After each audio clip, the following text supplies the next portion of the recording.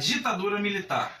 Então, João Goulart é afastado do poder e os militares assumem o poder no Brasil, né? E quais são as características iniciais desse período? A gente tem inicialmente o período em que ocorre uma repressão a quem era contrário a esse governo e, obviamente a gente tem o quê? O desligamento das relações do Brasil com países comunistas.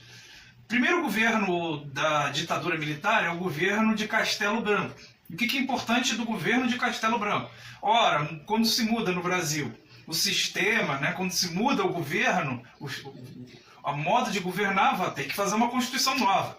Né? E é feita a Constituição de 1967. A principal característica que a gente pode ver nessa Constituição de 1967 é um aumento significativo dos poderes do Poder Executivo.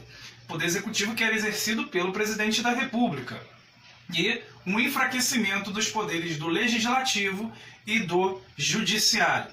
Posterior ao governo de Castelo Branco, veio um governo da época ali chamada de linha dura. São governos mais duros, né? mais repressores daqueles que são contrários à ditadura militar.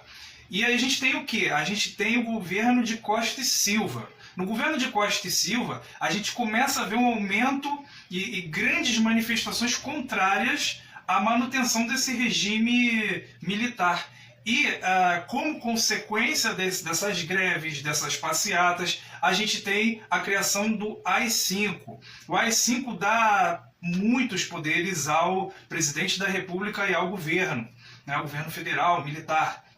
Aí, como, por exemplo, a gente tem aí a suspensão do habeas corpus, quando esse habeas corpus tem relação com a política, com a segurança nacional. A gente tem a supressão aí de direitos políticos, então uma pessoa poderia ter seus direitos políticos retirados, que significa votar, ser votado, se manifestar politicamente.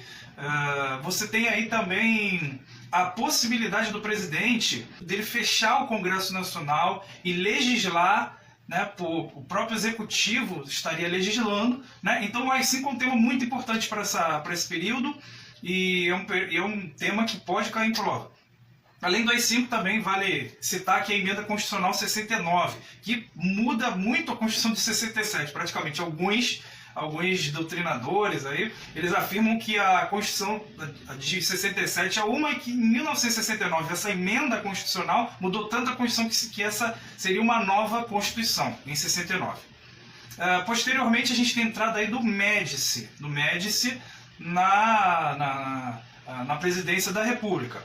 E como pontos importantes, a gente tem um milagre econômico, então o Brasil passa por uma fase muito interessante economicamente, porque ele cresce de 7% a 13% por ano, né? Então você vê uma média de 11% de crescimento por ano, e isso gera naturalmente um aumento da industrialização, um aumento da infraestrutura no país e um aumento dos empregos no país, né? E um segundo ponto importante que é muito usado nessa época é a propaganda, né? Esse é o país que vai para frente, ame ou deixo. Então, o Brasil, o governo brasileiro, ele usa a propaganda para levar a imagem de que o Brasil tem uma liderança, ali tem um governo que é um governo competente, que é um governo sério, que é um governo que leva o país à prosperidade, a prosperar.